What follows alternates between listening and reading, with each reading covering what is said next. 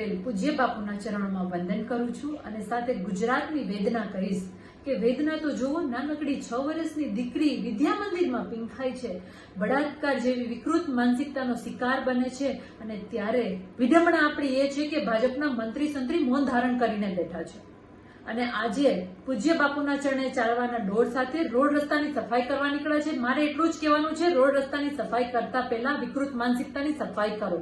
તમારી લોભ, લાલચ ને સત્તાની જે માનસિકતા છે ને એની સફાઈ કરો. અને ખાસ કરીને જે બહેનો મંત્રી બનીને બેઠી છે, એમએલએ એમપી બનીને જે ભાજપના ચોલા પહેરીને બેઠી છે ને, એને શરમ આવવી જોઈએ. તમે ભાજપની ભક્તિ કરવાના વચન આપ્યા હતા કે જનતાની ભક્તિ કરવાના? આજે યાદ રાખજો કે તમે જે માનસિકતાને પોષણ આપો છો ને એ વિધાનસભા ગૃહમાં પણ પહોંચતા વાર નહીં લાગે વિકૃત માનસિકતા, અને વિધાનસભા ગૃહમાં પણ બળાત્કાર જેવા કૃત્યો બનતા વાર નહીં લાગે જો આવી રીતે તમે મૌન ધારણ કરીને રહ્યા તો. મહેરબાની કરીને અવાજ ઉઠાવો ને દીકરી માટે ન્યાય